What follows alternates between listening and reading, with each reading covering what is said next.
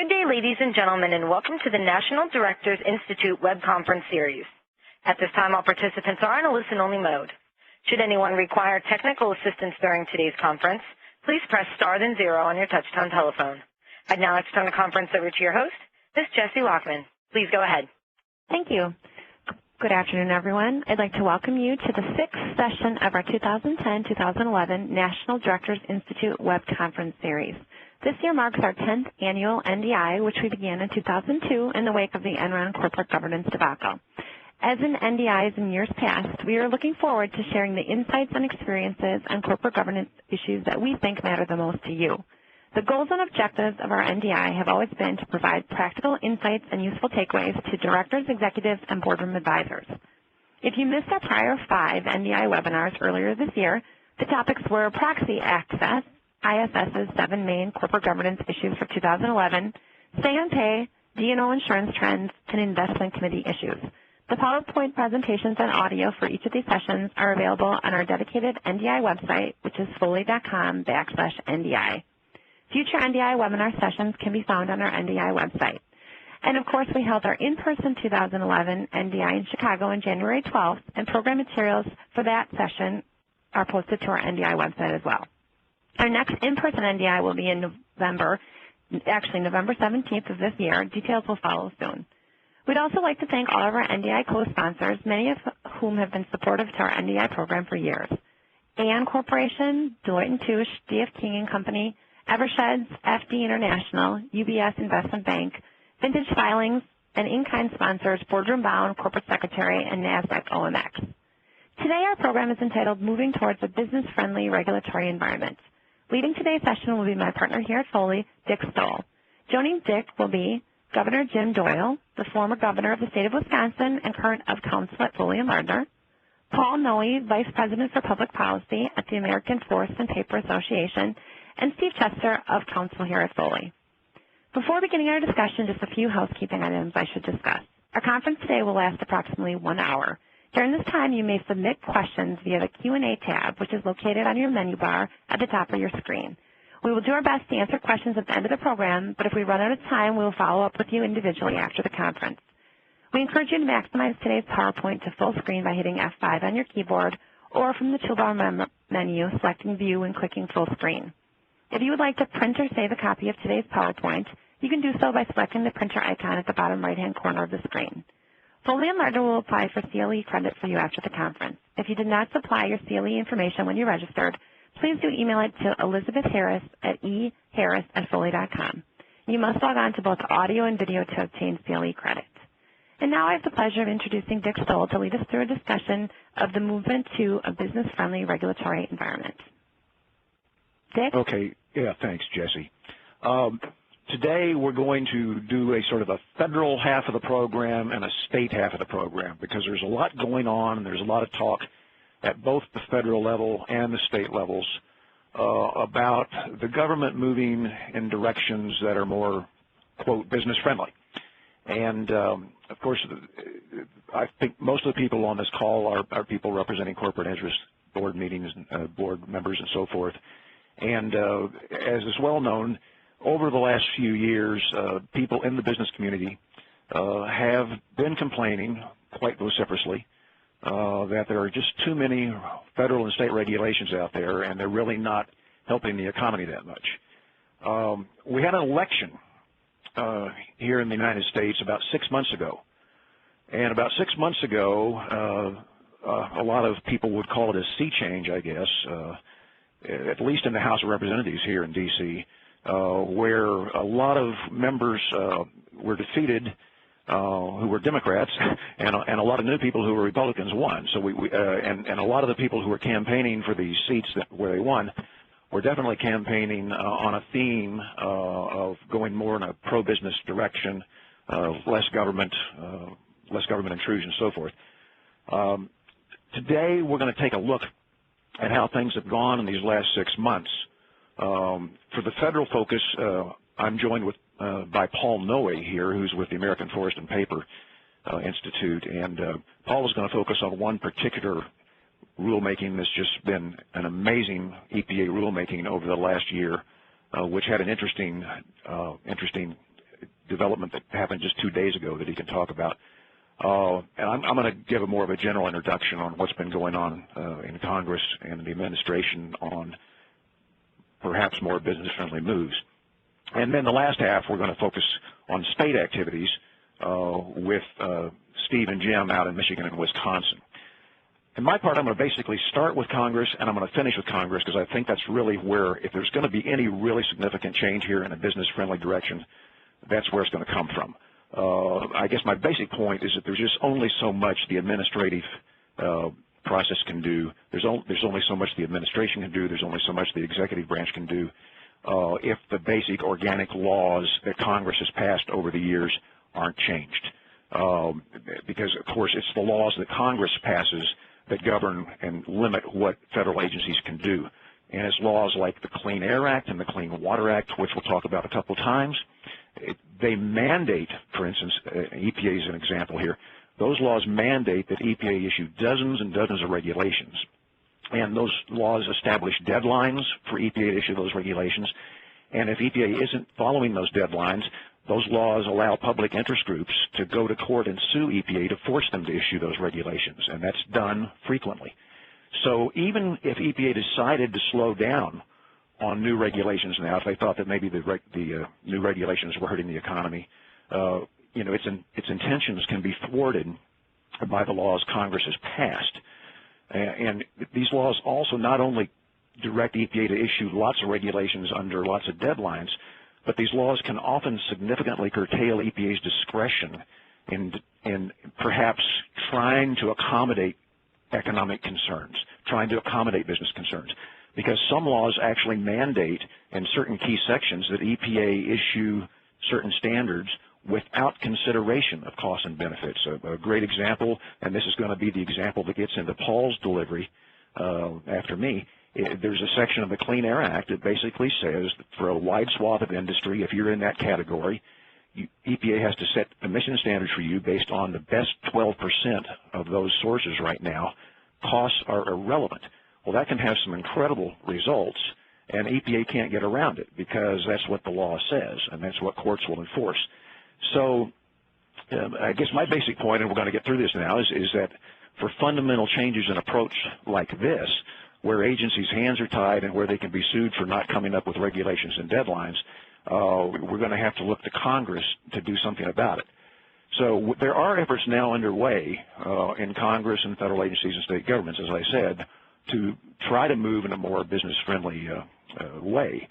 Now we've got, as I mentioned earlier, we've got a new House of Representatives for sure. We've got a big Republican majority in the House of Representatives here in Congress. And again, as I said earlier, many of the new members there who campaigned for the jobs that they won came in touting a pro-business, less government type position. And so far, there's been a lot of noise, and there's been a lot of efforts made so far in this new Congress to do something. I should have noticed, by the way, in the earlier slide that we still have a majority of Democrats in the Senate. It's a slim majority. And, of course, everybody knows we still have a Democrat in the White House. So the new Republicans in the House aren't necessarily controlling things. But there's been moves afoot lately to do something in Congress to move in a more pro-business direction. There have been a bunch of appropriations riders introduced. There's been some substantive legislation introduced, and there's been some oversight hearings by members of Congress on regulations and their impacts and so forth. Appropriations riders, if you follow this much at all, if you remember when the government almost shut down about 2 months ago because we were going to run out of funds because the House and the Senate couldn't agree on the level of authorization appropriations for the new omnibus bills and so forth, during that process, lots of Republicans offered lots of amendments that would have, if they had passed, would have denied funding for EPA and other agencies to implement certain kinds of programs that these congressmen thought were not particularly industry-friendly and so forth. There were lots of those introduced. Lots of those, by the way, passed the House. So this was serious. A lot of them did pass the House of Representatives, but the administration did oppose them. The Senate rejected them, and ultimately in all the negotiations went back and forth finally to get a conference bill and to keep the government open. I think you may remember it was about 11:50 one night that we decided the government was going to stay open. None of those made it through. There's been some substantive legislation introduced, some going to the process for rulemaking, some going for specific programs. Process examples, some members of Congress have bills that would force federal agencies to evaluate impacts more carefully and more closely. There's also some specific program examples where certain bills have been introduced that would target certain programs like EPA's greenhouse gas program, for instance, and try to knock it out of the Clean Air Act. None of these efforts so far have come to fruition. Frankly, most people think that nothing really significant might happen this year anyway. A lot of people think maybe that it all depends on the elections, the next round of elections, and whether there may be a Republican majority in the Senate and or a Republican in the White House before any of these efforts might ever come to real fruition. There's a lot of activity going on in federal agencies also. Maybe you read about the new executive order that the President issued back in January. There's a website to that executive order if you're interested in seeing it. After the election and the President was doing press releases and press conferences saying he got a shellacking and so forth, he also started saying things and doing things that reflected a pro-business tilt. And he issued this new executive order in February, and he came out with a new Wall Street Journal op-ed, which is pretty rare for a president to do, touting the new executive order. And the takeaway messages from the op-ed on this new executive order is that the president is saying, hey, he's issued this new order. All his agencies and their regulatory efforts are going to be more sensitive to economic things, striking the balance between environmental protection and jobs. And also, he's going to require agencies to review existing rules and, quote, root out the existing rules that somehow aren't worth the cost and so forth. Some people say, well, what's new in this? Because we've had executive orders like this ever since Reagan and Clinton. And in fact, really, when you read Obama's order, the new one, it incorporates much of Clinton's order by reference and doesn't add much new to it at all. And even this thing about reviewing existing rules, that's always been in these executive orders. So then you might say, well, wait a minute, if we've had these executive orders for years, why do we have and the whole idea of these executive orders is to make agencies really take into account costs and benefits and so forth and be business friendly in a certain respect. Why are we in the shape we are now?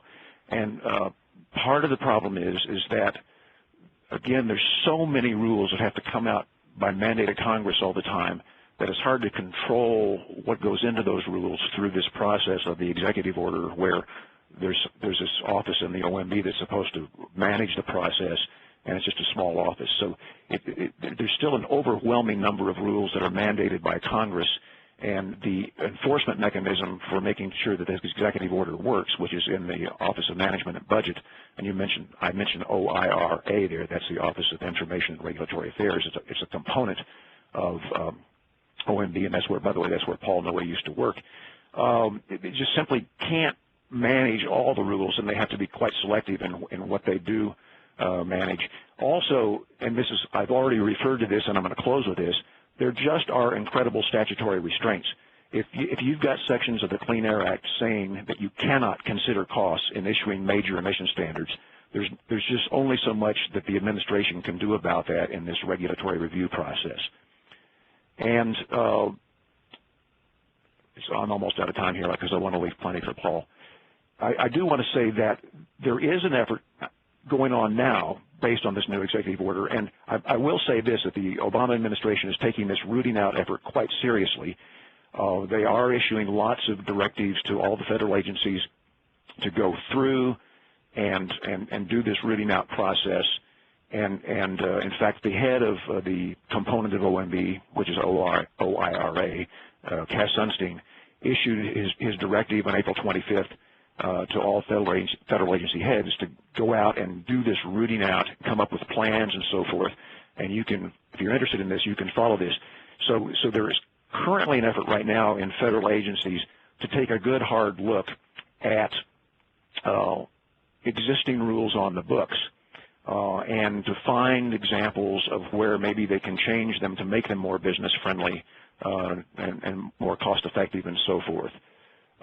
And you can, if, for instance, every agency, and here for the instance I give is EPA, every agency now has on their websites ways you can track how they're doing that. And I've given you the EPA website, and today is a day, this is May 18th, this is a deadline for certain agencies to have their plans finalized for more public input and so forth. So you can follow that effort with the website I gave you, at least for EPA. But I want to get back to bottom lines again before I turn this over to Paul, and Paul's going to have a great example, by the way, of a rulemaking that's gone on for years, and some of the impacts that some of these new efforts might have on it or may not. I guess my bottom line is here, I think there is a bona fide intent within the administration to try to get a more business-friendly tilt going. And they're certainly making major efforts to do this rooting out of existing regulations. But again, I come back to Congress.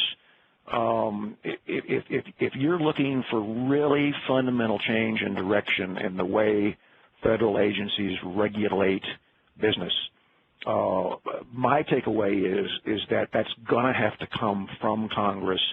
And it's nice that the administration and federal agencies are going to try to do things, but there's just an incredible number of regulations that are already on the books, okay, and also an incredible number that are still mandated by Congress that haven't been issued yet.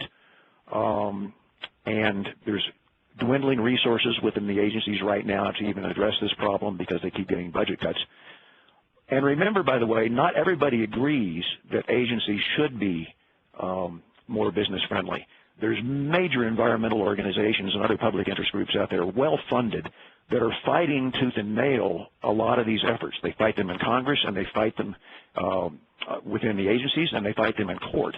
And they have a lot of power in court through their deadline suits and through judicial review. And again, the major statutory restraints I've already talked about, where if you have sections of the Clean Air Act and others that basically say EPA has to issue a bunch of rules, and by the way, some of these rules you can't even consider costs. Costs are irrelevant.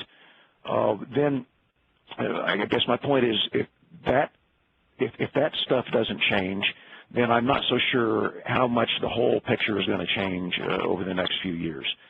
So, Paul, I've said enough. You've got a great example of a major rulemaking that has been bugging your industry for the last couple of years, so I turn it over to you. All right, Dick. Thank you very much. And I really just want to express my appreciation for Dick's invitation to be with you all here today. He's such a respected lawyer in the bar and such an outstanding advocate in front of EPA and on regulatory matters generally. And he's a friend and colleague of mine from our work in the administrative law section of the ABA, and I'm currently very much enjoying his recent book on effective EPA advocacy, and it couldn't be more on point. In fact, if it had come out a little later, maybe we could have put this Boilermact example in there as the case study. I would just add to some of what Dick said. He's absolutely right that there is a fundamental problem in the way a lot of our laws are written, and that is a huge challenge that isn't going to change overnight, although there is certainly a lot of interest, especially by the newer members of Congress, in doing something about that. But that's going to take some time and further change if it's to resolve itself. So the question is, well, what do you do here and now in this environment we're in? And as a former OMB counselor, I guess I feel that, you know, when you're trying to do the best with what you can, the notion that where there's a will, there's a way is extremely important. And the real challenge, I think, is in the immediate issues that face us, how do we ensure there is that will to make change where we can? And I would also add that even though many statutes are written in a very prescriptive way, agencies still have a significant amount of discretion in exactly how they implement those laws, how they interpret them. And it's amazing when you get into a very technical issue how much the agency's interpretations of the law and their exercise of discretion, how much difference that can make in the bottom line. In some of the biggest rules we work on, we think the potential to reduce cost is still very major, as long as the administration is agreeing with what we think is the most reasonable policy approach. And of course, that's the trick, because we really have a perfect storm when you consider the state of the economy and the very ambitious regulatory agenda of the administration. The convergence of those two forces are something to be reckoned with, and Boiler Mac's a very good example of that. And let me just, if I could, just give you a picture of what our industry was facing. And we were very focused on this issue right after the election, just looking at the amount of regulation facing our industry. Now, this picture is a very daunting picture, but I also have to say this is only the Clean Air Act and how it would affect only our industry. This is none of the other programs of EPA or all the other agencies that affect us. So this is a major challenge. Excuse me. We decided to focus on the clean air issues just because this was going to be the major impact economically on our industry in the coming years. And when I talked about the fragile state of the economy, many industries obviously have faced a lot of hardship. In our industry, I feel like, we kind of had a double whammy, because on the wood side of our industry, the wood product side, we had the housing decline, followed by the general economic downturn. And since 2006, we've lost 30% of our workers, which is about 365,000 high-paying jobs. And most of these are in rural communities that are least positioned to absorb those losses. So we had a fundamental regulatory challenge, but also I think a pretty compelling a message to deliver to the administration, to members of Congress, and other policymakers. So this timeline here shows you what we're facing in the next 10 years. Many of these rules are mandatory, and Dick's exactly right that many of them are going to be, to one degree or another, prescriptive given the way the statutes are written. But there are some of these rules that are discretionary, and we also do think, again, that EPA can make a big difference on these rules depending on how they exercise their discretion. This next slide shows you the cost of these air regulations compared to our industry profits, and this is what we were looking at going into our advocacy campaign, where the lower black line, which shows us underwater most years, was what our recent industry profits were. The upper black line was kind of the average over the previous decade. You can see that even under best of times, we were really in trouble, because again, this is just capital and operating costs just for the air rules, not the other programs that EPA and other agencies are running and regulating us under.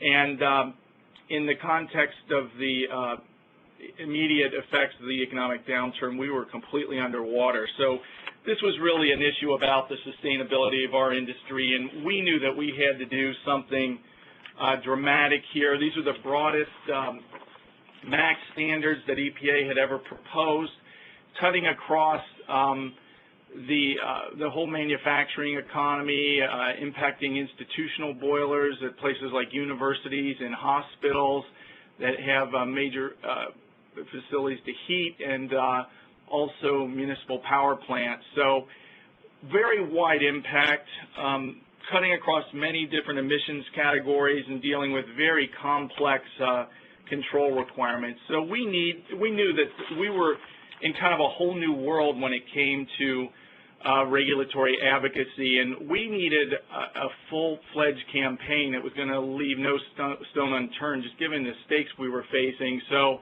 we've worked with a large coalition of allied industries similarly affected. Small business was going to be very affected by these rules in the early part, agriculture and others. We also knew that we were going to have to work very closely with our unions on this, and what better issue to work with on them because their jobs were at stake and there was mutual recognition on that we both had a lot at stake in this, both management and labor. And we also reached out to Congress and governors and other state and local officials, as well as the administration, of course, EPA, other agencies, OMB, and ultimately into the White House itself. And I should note that Governor Doyle, as the former governor of Wisconsin, one of the most affected states, was very helpful to us, and he was among the many governors who weighed in with the administration on this issue. Did you want to comment on that, Governor?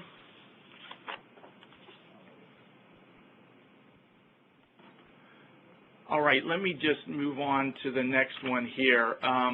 No, I'm sorry, I had it on mute. I do want to just say, just to emphasize the complexity of this, it did, you know, in the political world, this gets argued out various ways, but in the practical world, I think it was governors of, you know, both parties of all states, but if you were in a state that had significant heavy industry, as we do in Wisconsin, and particularly paper, as we do in Wisconsin, obviously, when you get right down to what the practical effects of the economy of our state, it's pretty highly motivating. And it was one where we had to really try to bring together, which the governors could do a little at the, you know, hopefully fairly effectively at the political level, but to make sure, for example, the Department of Agriculture was weighing in with EPA about what the effect would be on the agricultural economy of these rules. So it was an effort that was very effectively done, Paul, but by you all, but to really make sure that people understood what the real life economic effects were on the ground in states like Wisconsin. Thank you, Governor. We appreciate your comment and how instrumental you were on this. And I have to say, you know, it was clear to us that we were going to have to advocate wherever we could. We were going to work with EPA and the administration on this, not only OMB, but the other agencies that had an interest in these issues, and there were many of them, Commerce, Treasury, where the Office of Manufacturing was, the National Economic Council, the Department of Energy, USDA, Small Business Administration, but also on the Hill, the congressional overseers, and protect our legal rights in court. And we were going to have to make every argument we possibly could based on the economics and the trade-offs involved here, including, very importantly, the jobs effects of these regulations, given the massive capital costs they could impose. And the politics of this, there were some appealing elements to our story that this was going to hit hard in key manufacturing states, hit hard in rural communities. When you close a mill in a rural community, it can have a tipping effect and really cause major economic damage to the whole community. Labor was with us. That was extremely helpful. And just based on fairness issues, there was a question here about whether at this time when our economy was so vulnerable, we were going to basically impose regulations so onerous that they would effectively destroy human capital. What I mean by that is that workers who could be displaced from these jobs, given the structural changes in our labor markets, they weren't going to be able to find other high-paying jobs that would use their valuable skills, and their life would be altered in major ways. And then, of course, all the law and science arguments that go along with these kind of rulemakings. I am going to and let me just show you a picture of the, just so you get a feel for all the different industries that were involved with us in this effort. And I have a number of technical slides I'll get to, but I'm going to run through those pretty quickly because I'm really just using this as an example of the challenge that I think exists, that if we've got major regulatory issues right now and we need to really persuade key decision makers to make changes that are going to be really meaningful, it just takes, I think, a very significant effort.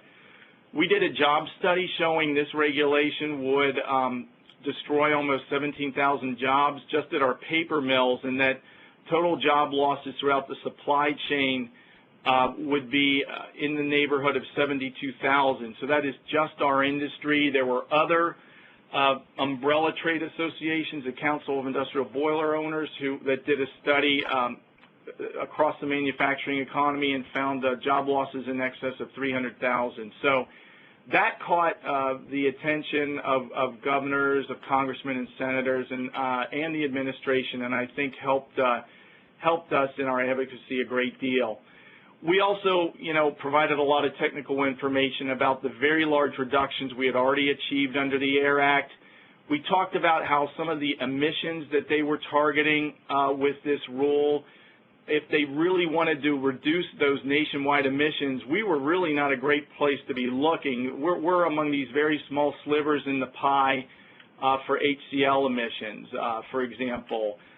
Same thing with mercury emissions, and especially given the amount of wood biomass we burn for energy, there's just very little mercury in a tree, and that is our major source of fuel to run our mills. So again, just kind of making the point that from an environmental and health perspective, this is not really a very cost-effective way about getting these kind of emissions when you're worried about nationwide levels of these emissions. And we also said, we know that particulate matter is an issue of major concern with EPA, but SO2 is our major source of particulate matter emissions.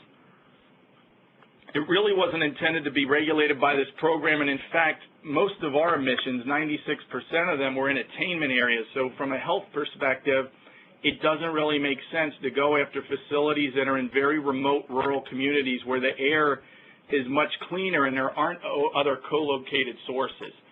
So we have been in a full court press on this issue with EPA, with the White House, Congress, and the states, and we've made the connections between the billions of dollars in economic costs this would impose to the jobs at risk here. We had an outstanding response of over 260 elected officials who sent letters into EPA and to the White House asking for, we've asked EPA for more time for the rules. EPA filed with the court to request that time, but they were rejected, unfortunately, so the rules had to be pulled together quickly in March. But EPA assured us that they did have an interest in staying and reconsidering the rules. And we were delighted that just earlier this week we had that stay granted. There were a number of improvements in the rules when they were finalized from where they were proposed. I had showed you some of these charts on HCl and mercury. We did very well there, but only modestly better on particulate matter. And the point of my showing you this again is just that when you line up the environmental arguments and the science arguments along with the economic and jobs arguments that are more the political arguments, sometimes you get a good combination and you can make headway. We're left with rules that where we made some gain, and the rule that affected small business, known as the Boiler GACT rule, we made tremendous gains there, and the cost was reduced dramatically. That, of course, raises political challenges now because we've lost a lot of the small business constituent that was very animated on these rules earlier. We did get some reductions in the Boiler MACT rule, but we thought we could have done a lot better, and we don't think we've done nearly as well as the agency had stated, where they had thought they had cut the cost in half. We still have major problems ahead of us, We've got a related rule that deals with whether a material is actually a fuel under Boilermact or a waste under this much more expensive incinerator rule, and still have a lot of work to do there. Hey, Paul. However, hey, Paul. Yes, Dick. Could we go back to that slide real quick, because I just wanted to make one quick point on the slide you were just on.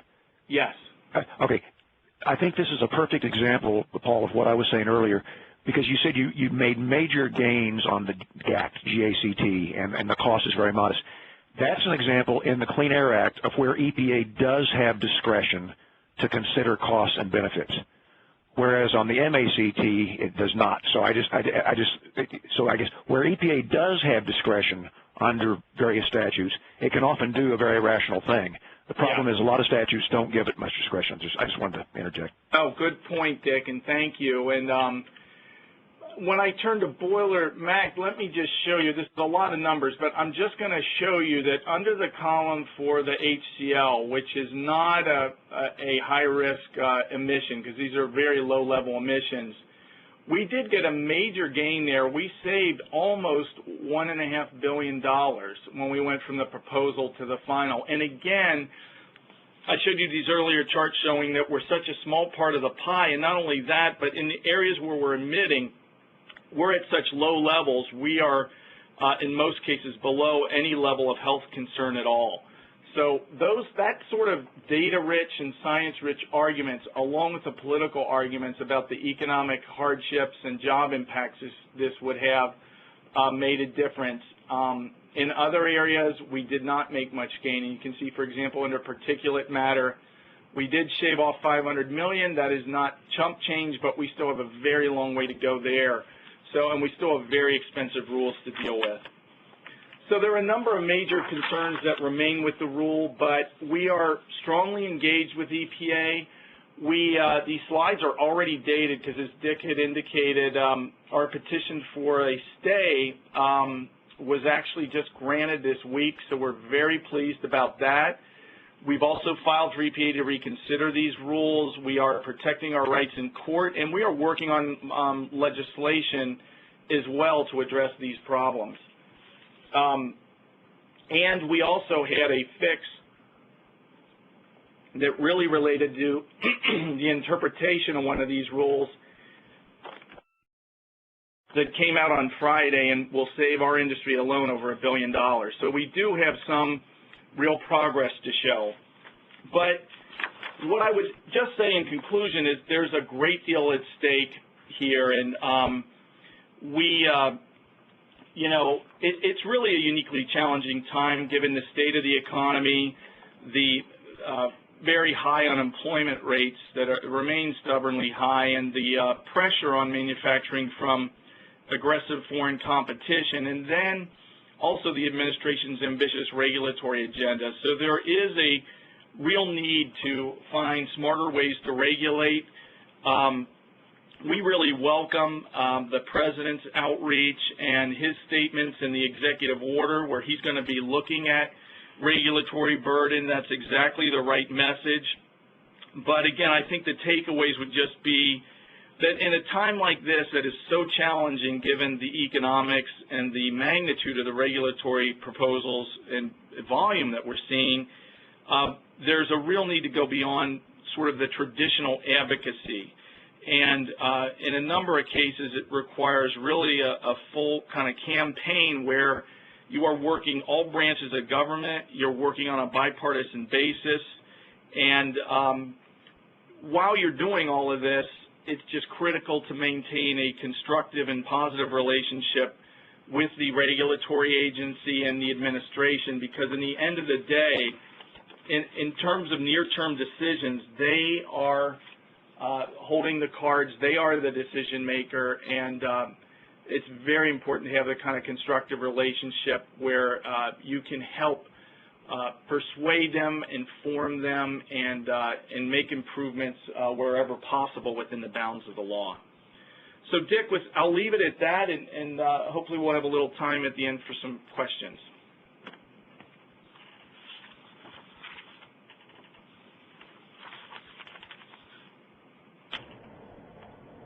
Well, good afternoon, everyone. My name is Steve Chester, and you've heard from Dick about regulatory reform initiatives that are occurring at the federal level, and Paul has shared with you an excellent example of why there's such an emphasis right now on regulatory reform. And Governor Doyle and I want to talk a little bit about business-friendly or regulatory reform efforts in the states. And the reason this is important is that virtually every one of the major federal environmental laws is actually administered by state environmental agencies. And this is true because EPA has delegated their authority under the Clean Air Act and Clean Water Act, the Hazardous Waste Act, and so forth, to state agencies and provided funding to the states to implement these programs.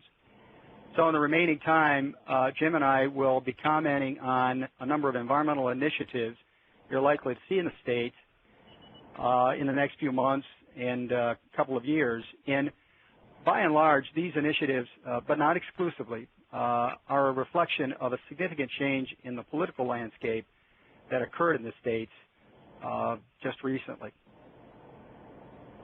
So why don't we take a look at that first. Prior to the November 2010 election, when you look at the governorships nationwide, there were 23 Republican governors and 26 Democrats. The independent here was Charlie Crist of Florida. After the election, that's really flipped. You now have 29 Republican governors, 20 Democrats, and the independent is in Vermont. This particular slide graphically shows you what's happened in the governorships. Beforehand, you can see a lot of blue states indicating Democratic governors, especially in the Midwest, central part of the country. And then the after November 2010 election, quite a significant shift politically in the Midwest in particular, Pennsylvania, Ohio, Michigan, Wisconsin, and Iowa, as well as central states, both Kansas and Oklahoma. And perhaps even more significantly, there's been a tremendous political realignment in state legislatures. Prior to the election of last year, Republicans controlled both houses of the legislature in 14 states, while the Democrats controlled 27, both houses in 27 states. There were 8 states where there was a split, with the Republicans controlling one house and the Democrats the other. And then Nebraska is considered to have a non-partisan legislative body. After the election, again, pretty dramatic change. You see now the Republicans controlling both chambers of the legislature in 25 states, 16 states where that's true for the Democrats. We still have 8 states where there's a split, although the alignment has changed a little bit.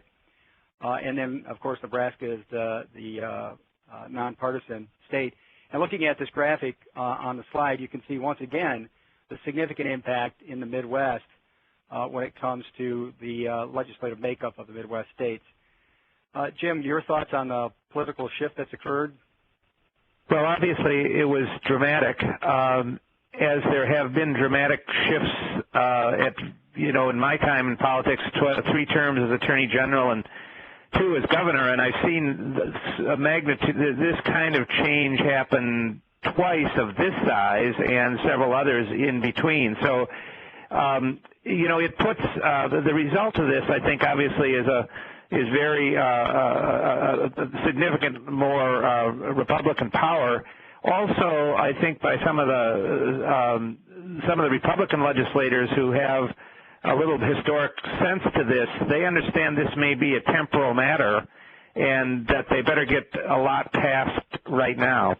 And that's certainly happening in Wisconsin and a number of other states. Some who have come in brand new, of which there are a lot into state legislatures, are coming in with the belief that this is a change that is just the beginning of one that's going to continue to build for a long period of time. You all can make your own political judgments. My guess on that is you're going to see it, move back and forth. But there's no doubt this election moved it significantly in one direction, and as it moves back the other way, the point of center is going to be considerably more on the Republican side than it had been over the last say, 10 to 16 years or so. Okay, in the next couple of slides, we try to identify some of the likely changes you're going to see at the state level. Clearly, this list does not identify all of the changes, but we try to provide some of the more significant changes. And you'll see the title for this particular slide is Regulatory Reform or Environmental Rollbacks with a question mark. The reason the question mark is there, whether one views the change as reform or a rollback largely depends on one's perspective. If environmental regulations are considered to be burdensome and a drag on business development and growth, then the changes we're about to talk about are likely to be seen as evidence of regulatory reform. If, on the other hand, your position, and this would be a position articulated probably by most public interest in environmental groups, that these changes are really weakening public health protections and environmental protections, then they'll be viewed as rollbacks. And as people frame these changes and discuss these changes at the state level, I think it's going to be a fairly common practice to bandy back and forth whether or not these are reform or rollback initiatives. Well, what are some of these changes you're likely to see? Well, first and foremost, you are going to see some budget, staffing, and program cuts at the state level.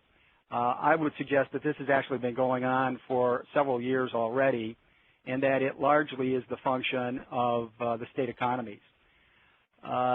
Most state programs over the course of the last few years, because they've had to deal with dwindling state budgets, have had to cut staff and have had actually to consider where they could cut back in program support.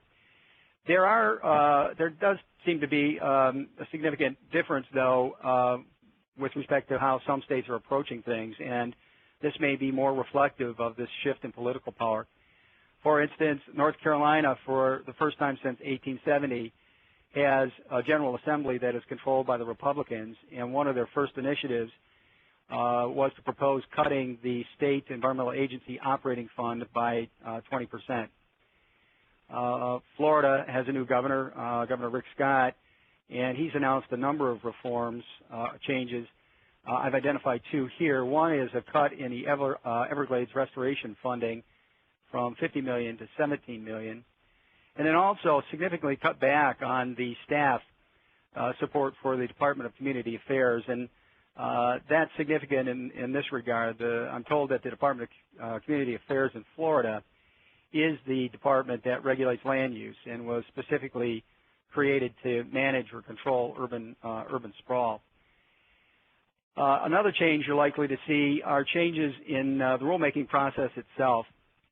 A number of states are entertaining imposing an additional requirement on state agencies to include cost, benefit, and job impact analyses when they propose a rule.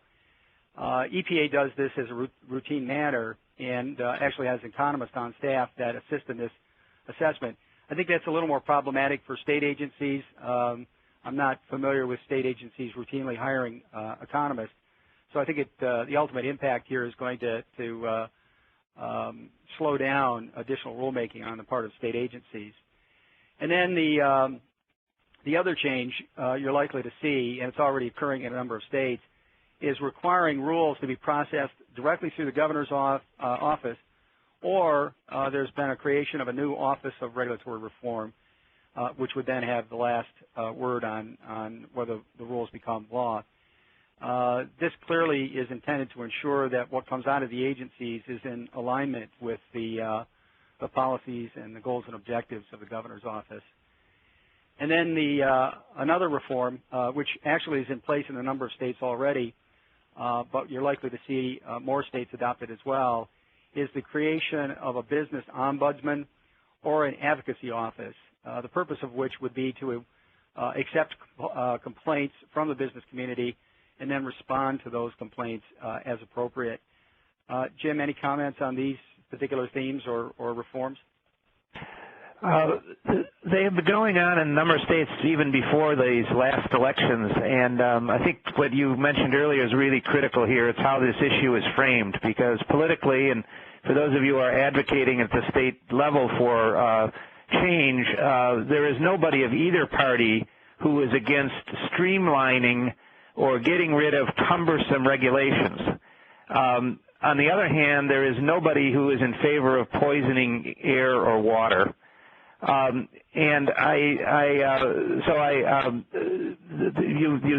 see many of the changes being around the word streamlining. That makes sense.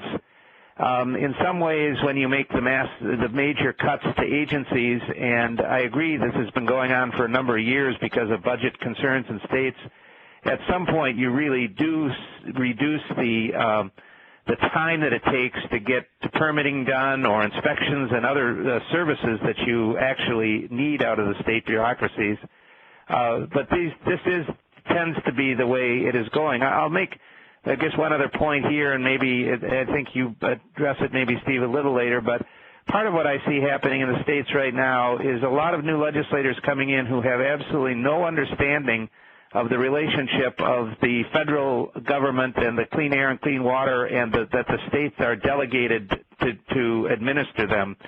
And so in some states you've seen proposals and efforts to essentially try to strip clean air, clean water regulation, or at least to take them to such a level. And I think they're based, many legislators are, actually newer ones in particular, are quite surprised to find out that in the end this is controlled by federal law, and that as the state reduces its ability to deal with things, the EPA becomes more and more of the major player. So I've already seen in a number of states some, very bold proposals go forward and then run into the reality of what the essential federal-state relationship is here and have to be rethought as the proponents of those bills may realize they're in fact getting exactly the opposite of what they want. Okay, we've got about 5 minutes left, so let me move through the remaining slides fairly quickly. Some additional kinds of changes you're likely to see, and Jim's already mentioned this, streamlining, in particular streamlining permitting and regulatory review processes. This really ought not to be a partisan issue. Streamlining permitting processes has been in vogue for probably at least 10 years or so. You're likely to see additional efforts in this regard and some changes in the states. Another area where you're likely to see some change is modification of, or trying to modify, the deference that's given to agency decisions. Typically, courts are very deferential to agencies' interpretations of the laws and the application of the laws that they administer. But you see in some states an initiative now to eliminate that deference or mute it in some way by creating a higher burden of proof for rulemaking, for instance. And a number of states now are imposing a standard for rulemaking of providing support that is at the level of preponderance of the evidence. This is really a double-edged sword, though, because if you think about it, if an agency action, whether it's a regulatory action or some other action, is beneficial for a business or business sector, but the agency now has a higher burden of proof or support to support that agency action, if that action is challenged by a public interest group or environmental group, it's going to make it more difficult for the agency ultimately to prevail on that action. And then another trend you're going to see among the states, it already exists in certain regards, but I think you're going to see this much more broadly applied and generic, and that's prohibiting states and state environmental agencies from going beyond and adopting regulatory standards that are more stringent than federal standards. This was and is part of several ongoing initiatives in New Mexico and in the state of Maine in particular. Jim, your thoughts on this? I've seen the movement. I would expect we're going to probably see a number of these no more stringent rules, that legislation to pass about no more stringent rules, and And again, I just want to emphasize the streamlining, which at least in my practical life as governor is what companies were most concerned about, the timeliness of the administrative agency. And I think there are some really good things that can get done on streamlining, and at a state level, that's what's, at least again in my experience, was what businesses were looking for at the top of the priority list. Well, in addition to kind of programmatic and process-related changes, you're also going to see a number of substantive program changes. And I've provided some examples here. In New Mexico and Maine, there's consideration of modifying the existing building code standards, which are seen as too restrictive and preventing construction. In New Jersey, they have a unique, they've actually empowered their environmental agency with a unique power, the ability to waive or bypass rules to approve development projects. This obviously is intended to encourage development and ensure that they get approval on a timely basis. In Michigan and New Mexico, legislation has passed to relax standards for agricultural operations. It didn't have such a great impact in Michigan, my home state, where the local chapter of the Sierra Club used those changes as inconsistent with the Clean Water Act and has asked EPA to reconsider its delegation to Michigan under the Clean Water Act. Governor, you might want to mention the phosphorus phosphate issue in Wisconsin. Well, just to quickly mention, because I think it's sort of illustrative of people coming in and thinking they want to change something and then seeing the practical reality. We had, under the threat from EPA of coming in with a very, very strict phosphorus rule, we adopted a rule that we worked very, very closely with industry and the farm community on. It had off-ramps, it had a lot of flexibility, a lot of things that you would never get from the EPA. But it was a new rule, and there was an initial push by the new governor and legislature to do away with the rule, and they then heard fairly quickly from their own, from many of groups that had supported them in the course of this, that no, this was something that they really wanted, that it gave them flexibility and it was better than what the alternative was. It's an illustration of, I think, people kind of not understanding what this unique delegation by the federal government is, and that you can get what you better be careful what you wish for, because you may end up with the EPA instead of a state agency that you have a lot more control over. Okay, our last slide. What are the takeaways? Well, clearly you're going to see some procedural and substantive changes, and quite honestly, change can be good. And as Governor Doyle mentioned, streamlining processes and reviews, agency reviews, is and can be a good thing. It ought not to be a partisan thing either. In addition to that, though, I think you can anticipate programmatic cutbacks and reductions in service. Most importantly for the business sector, these cutbacks might result in permit backlogs and delays at the same time that the new administrations are trying to streamline permitting processes. I think you're likely to see growing opposition from public interest groups who can be litigious. As Dick mentioned, they're well-funded and heeled and not reluctant to bring lawsuits. In addition to that, I think you'll see some of these groups petition EPA to rescind or revoke delegations that are provided to states on certain programs.